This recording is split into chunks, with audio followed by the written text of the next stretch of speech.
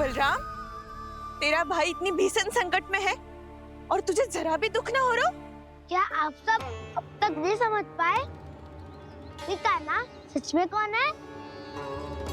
छोटे बाबा, आप तो उसका सत्य जानते हैं ना?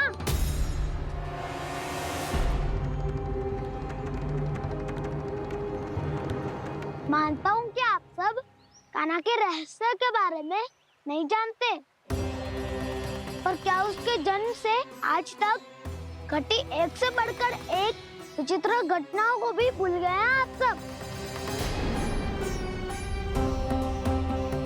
भूल गए हैं कि कैसी पूतना जैसी राक्षसी उसका कुछ बिगाड़ नहीं पाई, कैसे तरनावती जैसा भयानक राक्षस उसे एक खरोच भी नहीं दे पाया था।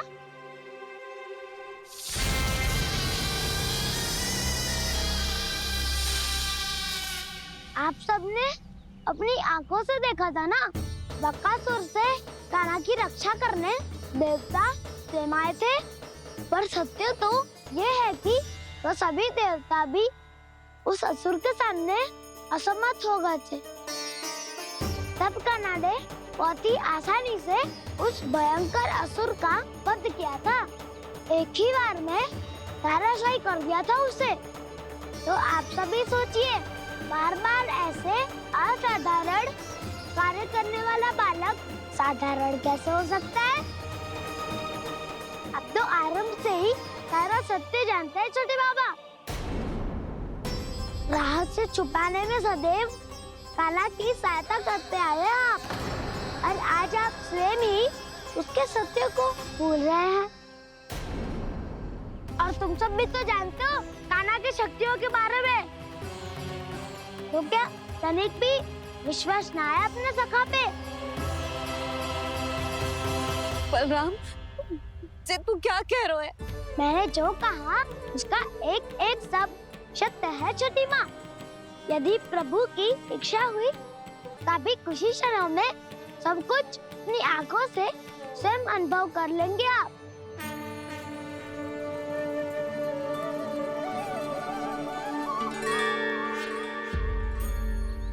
शांताकारं भुजगशयनं पद्मनाभं सुरेशं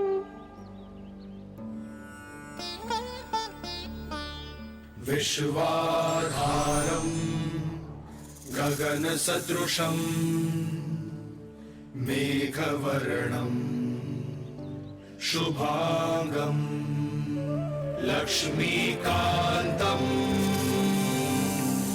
कमलनयनं योगी वीरध्यानगम्यम्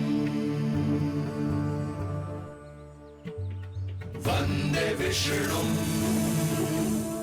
भवभयहरं सर्वलोकैकनाथम्।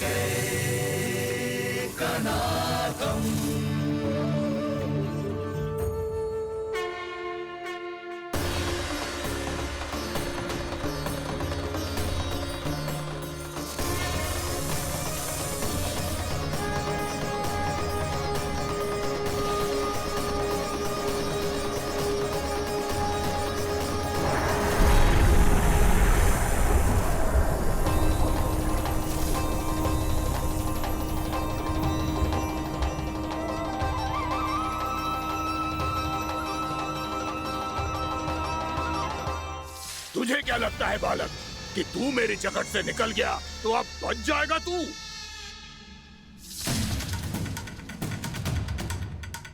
मेरे विष से अपनी प्राण रक्षा करने में सफल रहा, मेरी जगत से भी छूट गया, पर मेरे दंश से नहीं बच पाएगा।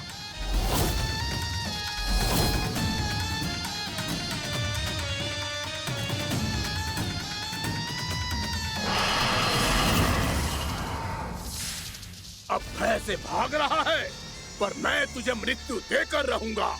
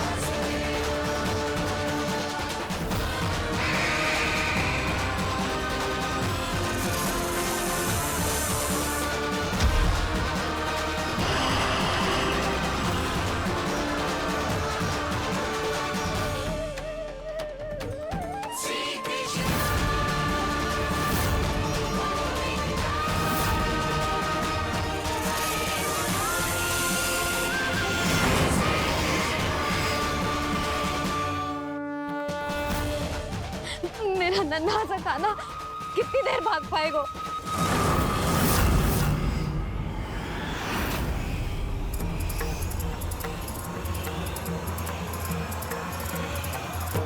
और कितनी प्रतीक्षा करोगे मेरी भक्त कालिया?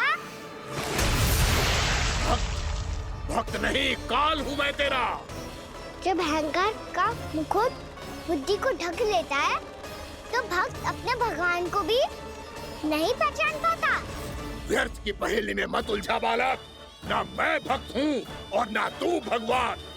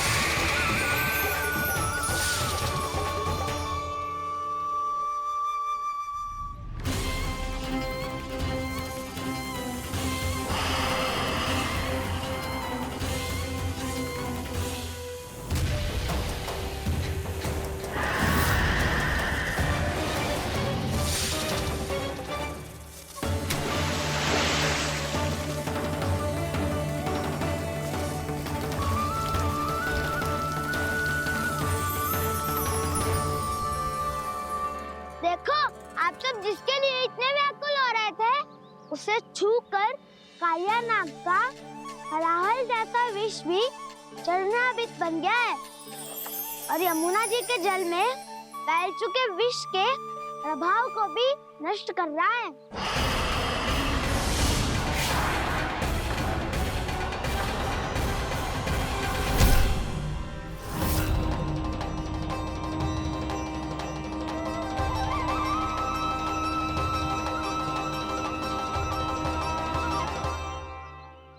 धर्म रक्षक अधर्म विनाशक प्रभु श्री कृष्ण का कौशल सचमुच अद्वितीय है। नारायण नारायण।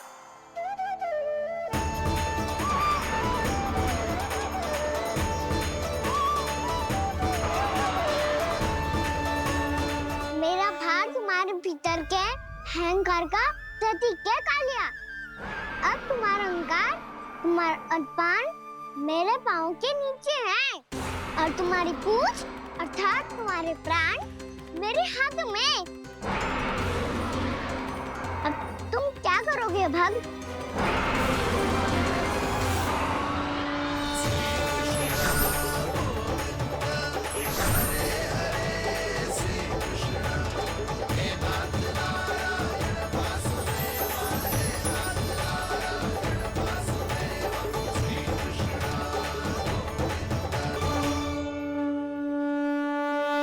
प्रभु, भले ये आपको पहचानने में असमर्थ हो, पर हम सब ने आपको पहचान लिया है। हाँ प्रभु, एक भक्त होने के नाते और एक अर्धांगिनी और माँ होने के नाते मैं आपसे इनके प्राणों की भिक्षा मांगती हूँ। अपनी कृपा दिखाइए और इन्हें क्षमा कर दीजिए। आपके लिए मित्र और शत्रु में कोई अंतर नहीं प्रभु। उसी तरह आपकी कृपा और दंड में भी कोई अंतर नहीं। दोनों दया ही तो हैं, अकारण ही किसी को प्राप्त नहीं होती। हमें विश्वास है कि हमारे पति को मिला ये दंड कोई अभिशाप नहीं है, आपका वरदान है। ये सत्य है प्रभु, कि इनसे बहुत से पाप हुए हैं। इनके विष से बहुत सारे जीव जंतु को हानि पहुंची है, पर अब आपके चरण इनके शीश पर पड़ गए हैं। ऐसी कृपा तो बड़े बड़े महान महात्माओं को भी दुर्लभ है, और इन्हें प्राप्त हुआ तो अवश्य ही ये किसी महान पुण्य का ही फल है। हे प्रभु, उन्हीं पुण्य कर्मों की शक्ति का आह्वान कर मैं आपसे विनती करती हूँ, इन्हें प्राण दान दीजिए। मैं अपने इस भक्त को क्षमा अवश्य करूंगा देवियों, यदि ये अपने अहंकार को त्याग कर मुझे पहचान ले तो।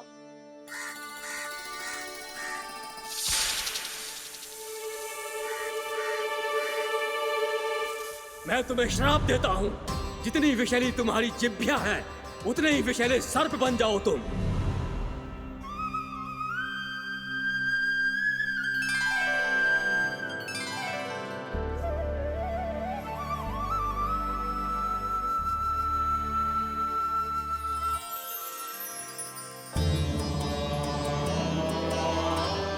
नारायण, मुझे क्षमा कीजिए नारायण।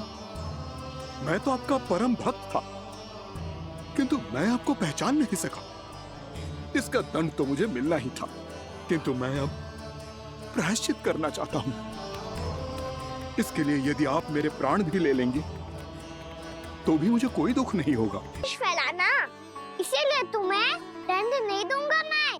सिर्फ सभी अपराधों का पश्चाताप कर लिया, इसीलिए मैं तुम्हें क्षमा करता हूँ कालिया।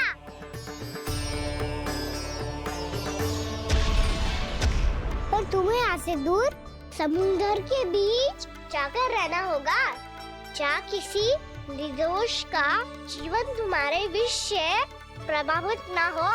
मैं चाहकर भी आपकी इस आज्ञा का पालन नहीं कर सकता। मैं असमर्थ हूँ प्रभु, क्योंकि यदि मैं इस क्षेत्र को छोड़कर गया तो मेरी मृत्यु निश्चित है। आपसे क्या छुपा है प्रभु, आप तो जानते हैं कि सर्प जाति और आपके वाहन गरुड़ के बीच अनंत शत्रुता चल रही है, जिसका प्रारंभ नागों के द्वीप नागालय से हुआ था। उस द्वीप पर छोटे जीवों को निगल जाने के लिए सर्प थे, और गरुड़ को सर्पों का स्वाद बहुत प्रिय था, इसलिए वो बार बार नागद्वीप जाने लगा था। पर इस कारण पूरी सर्प जाति उससे आतंकित हो गई थी। इसलिए जब भी गरुड़ वहां पहुंचता तो सभी सर्प छिपने लगते। जब गरुड़ को इसका आभास हुआ तो उसे बड़ा क्रोध आया और वो उत्तेजना में भरकर सर्पों का शिकार करने लगा। भूख ना होने पर भी उन्हें मारने लगा। अब सर्पों के प्राण हरना उसके लिए खेल बन गया था। इस भीषण समस्या का समाधान ढूंढने के लिए पूरी सर्प जाति महान सर्प वासुकी के सामने इकट्ठी हुई। हे महान वासुकी, हमारी सहायता कीजिए। नागद्वीप पर गरुड़ ने आतंक मचा दिया है। पहले तो वो हमें अपना भोजन बनाता था, लेकिन अब हम उसके खेल का साधन बन चुके हैं। भूख हो या ना हो, जब तब आकर वो हमारे प्राण हर लेता है। अनुचित हिंसा के इस प्रथा का आरंभ सर्पों ने ही किया है। पहले आप सबने पूरे द्वीप पर अधिकार कर लिया, फिर आहार के साथ साथ आनंद के लिए भी आप सभी ने निर्दोष जीवों की हत्या की। और जब सृष्टि का संतुलन बनाए रखने के लिए गरुड़ आपको अपना आहार बनाने आया, तो आप सब अपने प्राणों की रक्षा के लिए छिपने लगे। तो फिर गरुड़ का उत्तेजित होना तो स्वाभाविक ही था। नागनाथ, जो हमने अन्य जीवों के साथ किया वही अब हमारे साथ हो।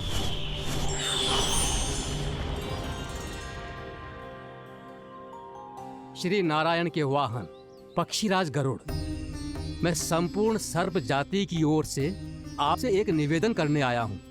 कहिए, क्या कहना चाहते हैं आप? हे पक्षीराज, यदि आप हम पर ऐसे ही आक्रमण करते रहे तो शीघ्र ही हमारी प्रजाति समाप्त हो जाएगी। इसीलिए हमारी आपसे विनती है, यदि आप उचित समझें तो सर्पों के किसी एक घर से हम आपको एक सर्प प्रतिदिन अर्पित करेंगे। आप उसको आहार बनाइए और अन्य सर्पों को जीवित रहने का अधिकार दीजिए। मुझे स्वीकार है। तब से प्रतिदिन किसी एक घर से एक सर्प गरुड़ के भोजन के लिए भेजा जाने लगा। समय के साथ मेरे घर की भी बारी आई, परंतु मैंने एक बहुत बड़ी भूल कर दी। समय आ गया है स्वामी, आज गरुड़ के आहार के लिए इसे चुना गया है। कौन है ये गरुड़? और क्यों दूं मैं इसे कोई भेंट? स्वामी, सभी सर्प राज्यों और गरुड़ के बीच में यही समझौता हुआ है। हमें इसका सम्मान करना ही होगा। मैंने कोई समझौता नहीं किया, मैंने कोई वचन नहीं दिया, और ना ही मैं किसी गरुड़ से भयभीत होता हूँ। यदि इस राज्य में किसी को सर्पों को अपना आहार बनाने का अधिकार है, तो वो केवल मुझे है। अब से गरुड़ को दी जाने वाली हर भेंट मुझे दी जाएगी, महाविषधारी महान नागराज कालिया को। ये और कुछ नहीं, मेरा अभिमान था प्रभु, और ये मेरे इस जन्म की सबसे बड़ी भूल थी। क्योंकि फिर जब गरुड़ को इस बारे में पता चला तो कालिया, अभिमान में आकर तूने अपने काल को ललकारा है। जिस कालिया के नाम में ही काल छिपा है, तू उसे ललकारने का दुस्साहस कर रहा है गरुड़। स्वयं को भगवान विष्णु का वाहन कहता है, तो वाहन का ही कर्म कर। स्मरण रख, इस धरती के सर्वश्रेष्ठ योद्धाओं के लिए भी मैं मृत्यु का दूत हूं। विनाश काले विपरीत बुद्धि। तो जैसे मूर्ख सदा इस युक्ति को सार्थक करते आए हैं, अपने विनाश को आमंत्रण किया है, तो अब भोग।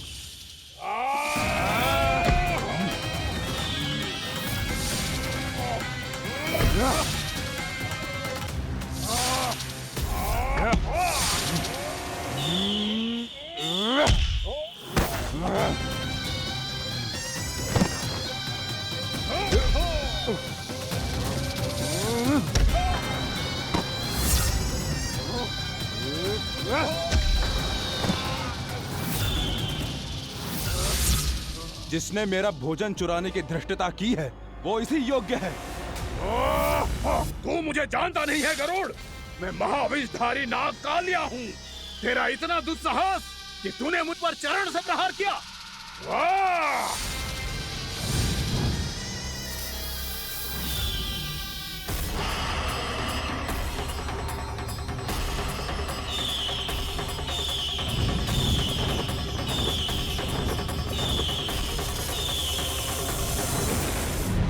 मैं अपने अभिमान में भूल गया था कि गरुड़ मुझसे कहीं अधिक शक्तिशाली है।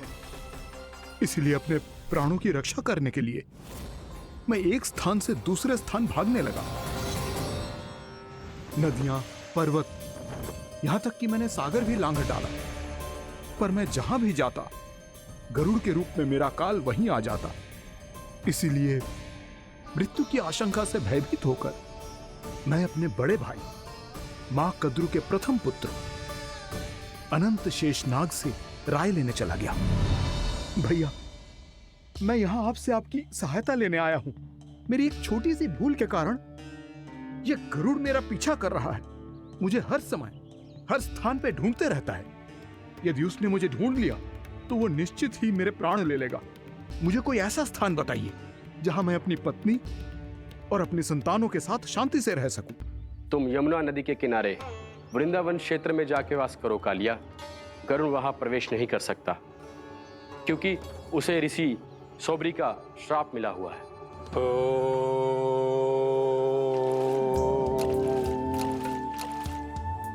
ध्यान और तपस्या का नित्य कर्म करते हुए ऋषि के मन में मछलियों के प्रति प्रेम भाव इतना बढ़ गया कि वो भूल गए सभी जीव खाद्य श्रृंखला का भाग होते हैं, और मछलियां भी इस नियम की अपवाद नहीं है।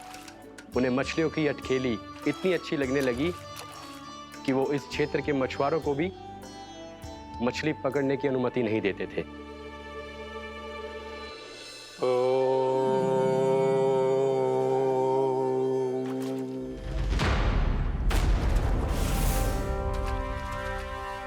उस दिन वो उस पक्षी को नहीं रोक पाए, पर तब से सावधान रहने लगे।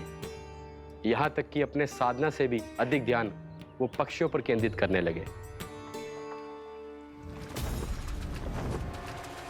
ठहरो! इसी क्षण अपनी चोंच में पकड़ी इस मछली को छोड़ दो। तुम्हें इन मछलियों का आहार नहीं करना चाहिए पक्षीराज। ये तो खाद्य श्रृंखला का नियम है ऋषिवर। यदि मैं इनका आहार नहीं करूंगा तो कोई और पक्षी कर लेगा। मैं अपने आनंद या प्रतिशोध के लिए इनके प्राण नहीं ले रहा। ये तो बस मेरा भोजन है। पर यह मेरा तपस्या स्थल है। तुम यहाँ शिकार करके मेरी साधना में विघ्न नहीं डाल सकते पक्षीराज। यदि आपकी यही इच्छा है तो मैं आज के बाद यहाँ नहीं आऊंगा।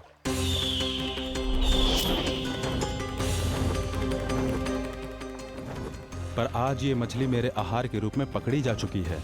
मैं वचन देता हूँ ऋषिवर, इस स्थान पर ये मेरा अंतिम शिकार होगा।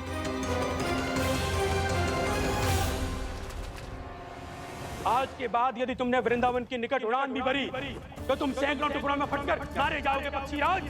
ये मेरा श्राप है।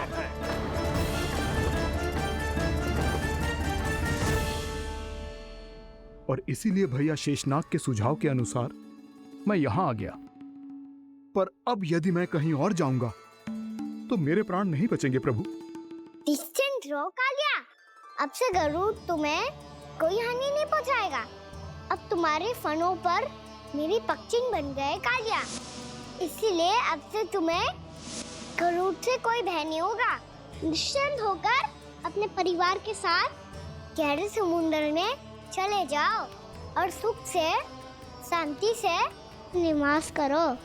पर ध्यान रहे निर्दोष जीवों को हानि ना पहुंचे। आपने मुझे जीवन दान दे दिया प्रभु, इस उपकार से मैं कृतज्ञ हूँ प्रभु।